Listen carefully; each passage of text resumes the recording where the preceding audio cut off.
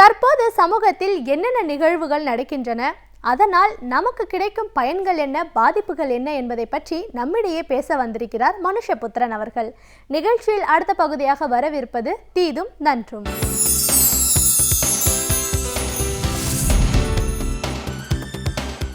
வணக்கம் நண்பர்களே, இன்னும் ஒரு இனிய காலை பொழுதில் தீதும் நன்றும் நிகழ்ச்சியில் உங்களை சந்திப்பதில் மிக்க மகிழ்ச்சி அடைகிறேன். பொதுவாக நம்ம அனைவருக்கும் தெரிந்த ஒரு வாக்கியம் என்பது, அல்லது சுகாதாரம் தொடர்பாக, உடல் ஆரோக்கியம் தொடர்பாக சொல்லக்கூடிய ஒரு சொற்றொடர் என்பது உணவே மருந்து என்பதாகும். இதை பற்றி நிறைய பேர் பேசியிருப்பார்கள், நிறைய நீங்கள் கேட்டிருப்பீர்கள். அதற்கென ஒரு சிறப்பான ஒரு தனித்துவமான நிபுணத்துவம் கொண்டவர்கள் பல விஷயங்களை கூறியிருப்பார்கள். ஆனால் உணவே மருந்து என்று சொல்வதனுடைய ஒரு அர்த்தம் என்னவென்று கேட்டால், உணவே விஷமாகவும் இருக்க முடியும் என்பதுதான். ஆக உணவே விஷமாக நீங்கள் மாறாமல் இருக்க வேண்டுமென்றால் உணவை மருந்தாக மாற்ற வேண்டும் என்பதுதான் அதனுடைய அர்த்தம். நமக்கு வரக்கூடிய ஆரோக்கியமாகட்டும் நோய்மையாகட்டும் அதனுடைய பெரும்பகுதி உணவு சார்ந்தது என்பதைத்தான் இந்த பதம் குறிக்கிறது. ஆக இந்த உணவு விஷமாக மாறுகிற இந்த சந்தர்ப்பங்களை பற்றி நாம் நிறைய பல்வேறு விதமான கோணங்களில் இதே நிகழ்ச்சியில் நாம் பேசியிருக்கிறோம். நேரடியாக விஷம் கலந்த பொருள்களாக நம்முடைய உணவுப் பொருள்கள் இருப்பதை பற்றியெல்லாம் பேசியிருக்கிறோம். அப்படி பேசுகிற போது நாம் ஒரு விஷயத்தை நாம் அழுத்தி கூறியிருக்கிறோம். அது என்னவென்று கேட்டால், பொதுவாக இந்த ஃபாஸ்ட் ஃபுட் என்று சொல்லக்கூடிய விஷயங்கள் அல்லது செயற்கை உணவுகள் இதெல்லாம் எப்படி உடல் நலத்திற்கு ஒரு மிகப்பெரிய அளவிற்கு கேடு விளைவிக்கின்றன என்பதையெல்லாம் நாம் பேசியிருக்கிறோம். ஆனால் உணவு என்பது நாம் வெறுமனே அது ஒரு உணவுப் பொருள் மட்டுமல்ல, உணவு பழக்கமும் சேர்ந்தது என்பதை நாம் மறந்துவிடக்கூடாது. என்றால் பல சமயங்களில் நாம் ஆரோக்கியமான உணவை சாப்பிட்டால் கூட நம்முடைய உணவு பழக்கம் என்பது முறையாக இல்லாவிட்டால் அது உண்மையிலேயே ஒரு ஆரோக்கியமான உணவு, வீட்டில் சமைத்த உணவு என்பது கூட நமக்கு எதிரானதாக, நம்முடைய உடல் நலத்திற்கு எதிரானதாக மாறிவிட முடியும் என்பதை நாம் கவனிக்க வேண்டும். அப்படி பார்க்கிற போது இந்த சரியான உணவை சரியான விகிதத்தில் உண்பது என்பதுதான் மிகவும் முக்கியமானது. சமீபத்தில் ஒரு சுவாரஸ்யமான ஒரு ஆய்வை மேற்கொண்டார்கள்.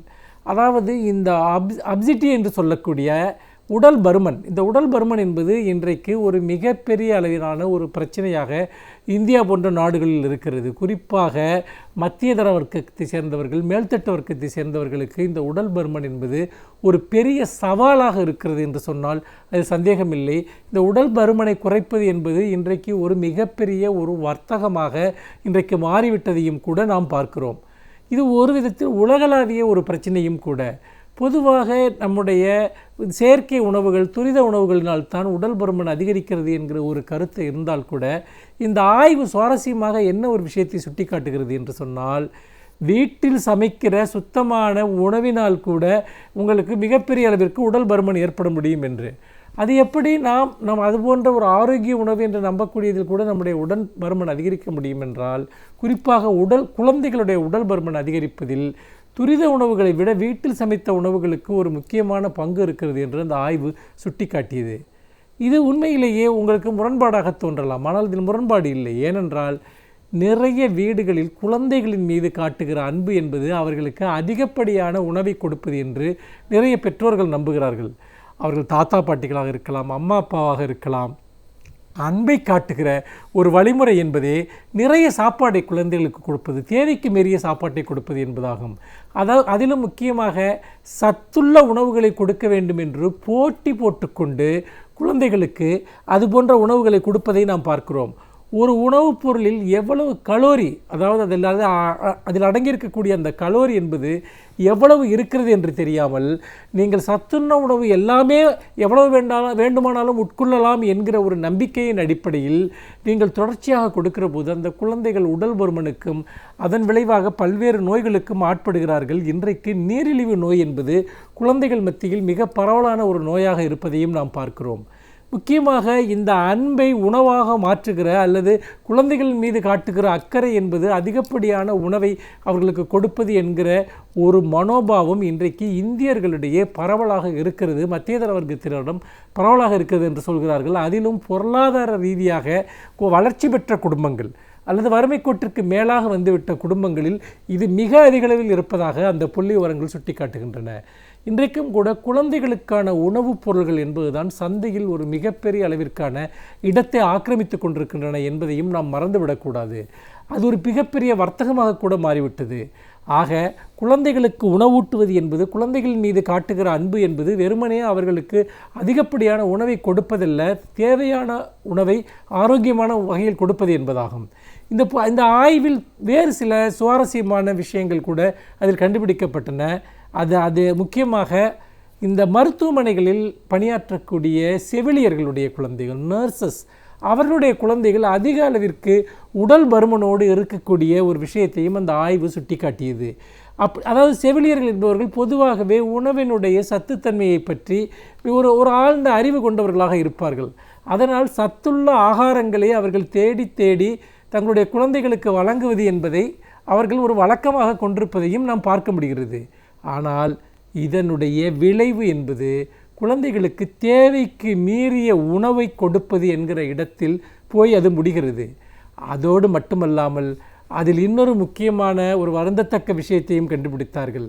இப்படி செவிலியர்கள் அல்லது மருத்துவர்களுடைய குழந்தைகள் அதீதமான உடல் பருமனுடன் இருக்கிற அதே சமயத்தில் அங்கு பணியாற்றக்கூடிய மருத்துவமனைகள் பணியாற்றக்கூடிய கடைநிலை ஊழியர்கள், அதாவது சுத்தம் செய்பவர்கள், துப்புரவு பணிகளை செய்யக்கூடியவர்கள், அடிமட்ட உதவியாளர்கள், இவர்களுடைய குழந்தைகள் பார்த்தீர்கள் என்றால் மால் நியூட்ரிஷன் என்று சொல்வார்களே, மிகவும் எடை குறைந்த குழந்தைகளாக அவர்கள் இருப்பதையும் அவர்கள் கண்டுபிடித்தார்கள்.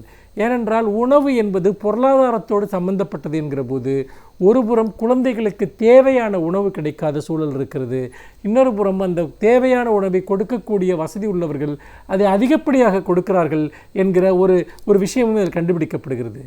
ஆக நாம் அதாவது ஊட்டச்சத்து இல்லாத குழந்தைகளுக்கு ஊட்டச்சத்து கிடைக்க வேண்டும் என்பது எவ்வளவு முக்கியமோ அவ்வளவு முக்கியம் அதிகப்படியான ஊட்டச்சத்தை குழந்தைகளுக்கு கொடுக்கக்கூடாது என்பதும் அது அவர்களுக்கு உடல் பருமனையும் பிற்காலத்தில் பல்வேறு விதமான நோய்களையும் சிக்கல்களையும் அது உருவாக்கும் என்பதையும் நாம் இங்கே பார்க்க வேண்டியிருக்கிறது.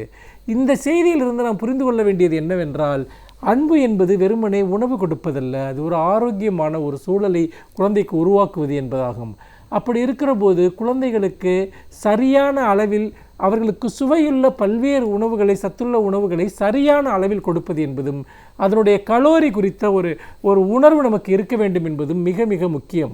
அப்படி ஒரு அணுகுமுறை, ஒரு விழிப்புணர்ச்சி நமக்கு இல்லாவிட்டால் உண்மையில் நாம் குழந்தைகளுக்கு கொடுக்கிற எல்லா சத்துள்ள உணவுகளும் அவர்களுக்கு ஒரு பலமாக மாறுகிறது, வலிமையாக மாறுகிறது என்று சொன்னால் அது தவறான ஒன்று. இன்னொன்று, நம்முடைய இந்திய சமூகத்தில் இருக்கக்கூடிய ஒரு அணுகுமுறை என்பது பொதுவாக உடல் பருமன் என்பது அது ஒரு வலிமை, ஒரு அழகு என்று பார்க்கப்படுகிறது. பிற்காலத்தில் அது அழகியல் சார்ந்த மதிப்பீடுகளில் ஒட்டுமொத்தமாக உணவையே குறைத்துவிட்டு பல்வேறு நோய்களை வரவழைத்துக் கொள்ளக்கூடிய இன்னொரு எதிர்நிலைக்கும் செல்கிறது. ஆக குழந்தை பருவத்திலிருந்தே சரியான விகிதத்தில் சரியான உணவு குழந்தைகளுக்கு கிடைத்தால் பிற்காலத்தில் அவர்கள் பட்டினி கிடக்கவும் வேண்டியதில்லை, உடல் பருமனால் அல்லல்படவும் வேண்டியதில்லை என்பதை பெற்றோர்கள் யோசிக்க வேண்டும் என்று சொல்லி மீண்டும் இன்னும் ஒரு புதிய சிந்தனையோடு உங்களை சந்திக்கிறேன். நன்றி, வணக்கம்.